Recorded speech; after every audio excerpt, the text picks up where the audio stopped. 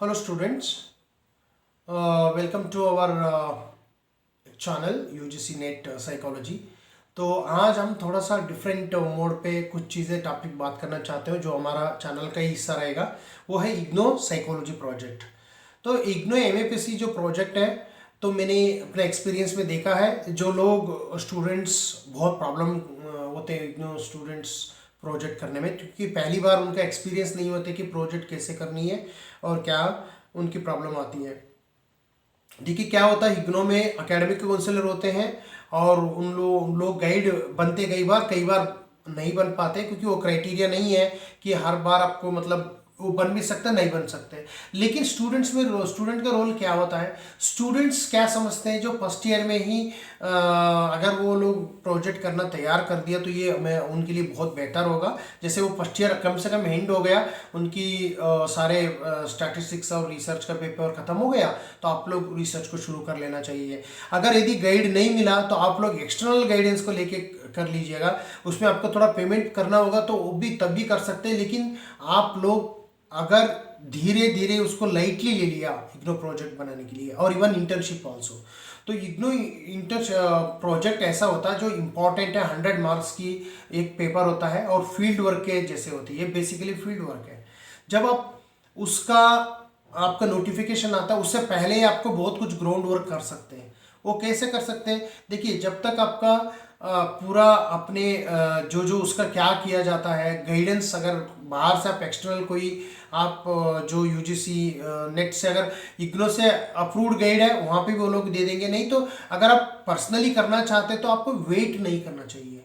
उसकी किस तरह से जो पहला स्टेप होती है, सबसे पहले आपको टॉपिक सेलेक्ट करना। तो बाहर की अगर गाइडेंस लेके आप कर रहे हैं तो आप तुरंत आप अपना टॉपिक वगैरह सेलेक्ट कर लीजिएगा, जो एकेडमिक काउंसलर को भेज दीजिएगा टॉपिक को सेलेक्ट करके, और वो लोग बोलेंगे कि हाँ ये टॉपिक आप आगे जा सकते हो या नहीं जा सकते हो, बता देंगे आपको। तो उसके बाद टॉपिक सिलेक्शन होने के बाद आप धीरे धीरे अपना काम शुरू कर सकते हो। इसके लिए आपको एक मेंटर होना बहुत जरूरी है। और उसके बाद अपने सिनॉप्सिस आप तैयारी कर लिए, उसके बेस में बहुत अच्छी तरह साइंटिफिकली तैयार कर लिया तो आपको सिनॉप्सिस अग्री हो जाएगा। यदि आपने सिनॉप्सिस को ठीक से नहीं तैयार कर लिया तो आपका सिनॉप्सिस रिजेक्ट होने का चांसेस ज़्यादा होता है। तो इसके बाद वंस सिनॉप्सिस एक्सेप्ट हो गया और उसके बाद आपको 1 महीने का मिनिमम टाइम लगेगा। जब सबमिट करोगे सिनॉप्सिस को तो मिनिमम 1 मंथ टाइम लगेगा जो आपको एक्सेप्ट करने में।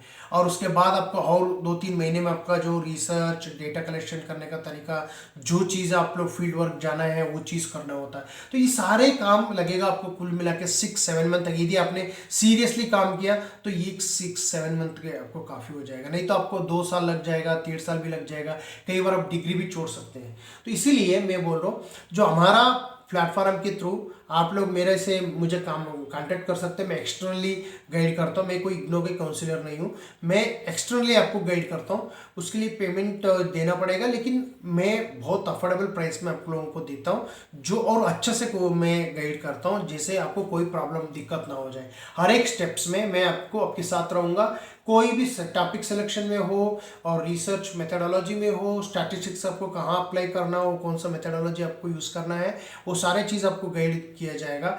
लेकिन आप लोग हमारे से कांटेक्ट करें, लेकिन आपको ये नहीं सोचना है कि भाई हमारा हम लास्ट मोमेंट में कर लेंगे। लेकिन प्रोजेक्ट बहुत मुश्किल है, आप जितना आप सोच रहे हैं वैसे नहीं होगा।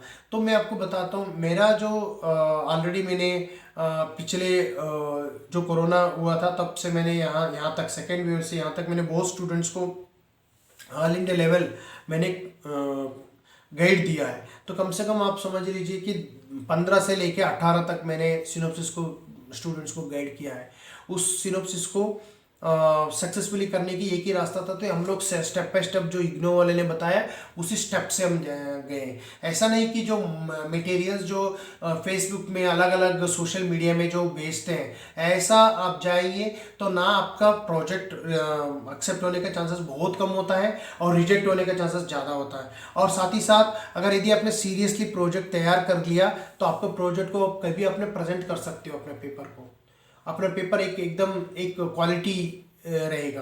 तो उस तरह से आप देखें तो किस तरह से हम लोग उसको यूज़ करना, क्या इंपॉर्टेंस है, इसीलिए सीरियस होना जरूरी है प्रोजेक्ट बनाने में। तो मैं यही चीज़ बोल रहा हूँ, आप सीरियस हो जाइए अपना प्रोजेक्ट में। अगर यदि आपको कोई दिक्कत हो तो हम आपको गाइड करेंगे। तो मैं डिस्क्रिप्शन बॉक्स में मेरा नंबर दे देता हूँ, तो आपको यदि कोई डाउट्स है, आपको क्वेश्चन उससे रिलेटेड, तो मुझे पूछ सकते हैं। और साथ ही साथ हम इंटर्नशिप को भी तैयारी करते हैं, तो इंटर्नशिप भी ऐसा ही चीज़ है। इंटर्नशिप अगर यदि आपको कुछ आइडिया चाहिए इंटर्नशिप के कहीं कहाँ मिलता है, तो हम लोग डायरेक्टली नहीं करते, लेकिन हम लोग कुछ आपको गाइडेंस दे देंगे कि आप ये ऐसे ऐसे चला जाइए, ऐसा इंस्टीट्यूशन में आपको मिल जाएगा। तो इस तरह से हम आइडिया दे देंगे। लेकिन आप ये जो दोनों प्रैक्टिकल एस्पेक्ट है, इंटर्नशिप और प्रोजेक्ट है, क्योंकि आपको समझने में, तो आप इसको क्या बोलते हैं उसको, आप ज़्यादा देर ना करें। अगर आपको प्रोजेक्ट कराना है तो आप मेरे से कांटेक्ट कर लीजिएगा, मैं आपको प्रैक्टिकली बताता हूँ, और मैं कोई ऐसी रेडीमेड वर्क नहीं कराता हूँ।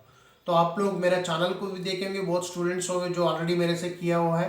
तो आप साइकोलॉजी बैकग्राउंड होने की वजह से मैं बहुत आपको अच्छी तरह से कर लूँगा। तो आप मुझे कांटेक्ट कर सकते हो जितना जल्दी हो। अगर यदि कोई प्रॉब्लम है, अगर एक छोटा मोटा प्रॉब्लम है, तो फ़ोन करके भी मुझे पूछ सकते हो, मैं आपको सोल्यूशन दे दूँगा। तो थैंक यू, ये मेरा कहना था। Thank you so much.